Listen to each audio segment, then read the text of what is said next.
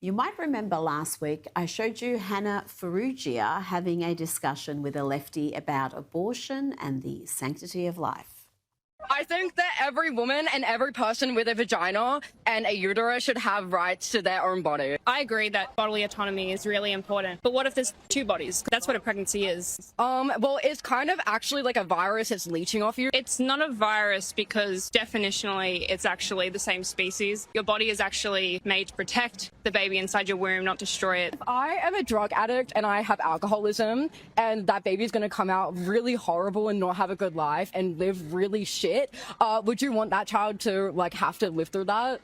Well, I'm pleased to welcome Hannah Ferrugia to Sky News for her first interview. Hannah, you are pro-life. That is a minority position in this country, particularly amongst young women. How do you go about changing hearts and minds? Thanks, Rita. I think the old-fashioned way, just having conversations with people, debates. I think the most historical events that have happened in history, laws that have been changed, happened by just having conversations with everyday people and, having those debates and posting those to a public forum. And today, I guess that's social media, and letting people decide, not censoring any information. And I think that Australian people are now starting to see the truth around the reality of abortion. Now, I want to play you a clip of Abby Chatfield, who has a massive online following. Here she talks about loving abortion.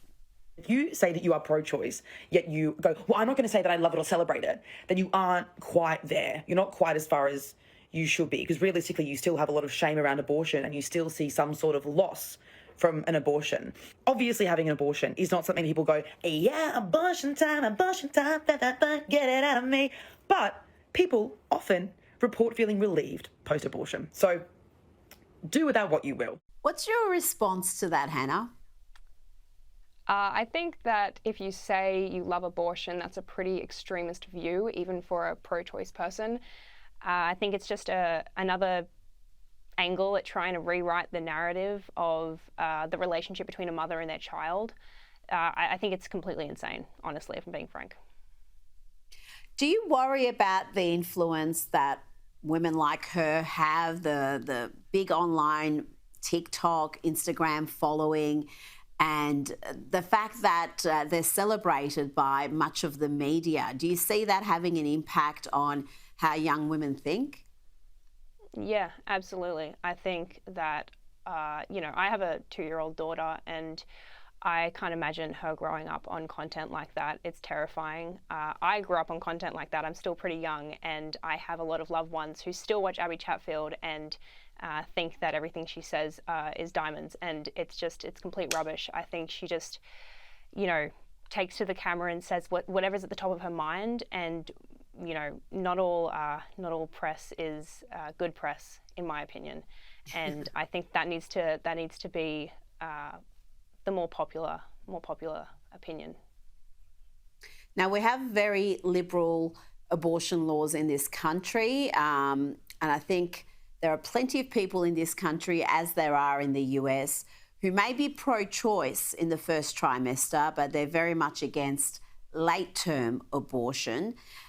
It is a more nuanced issue than many in the media claim, Hannah. How do you see late-term abortion? And do we have some clarity around how often it happens, and is it happening purely because of medical necessity?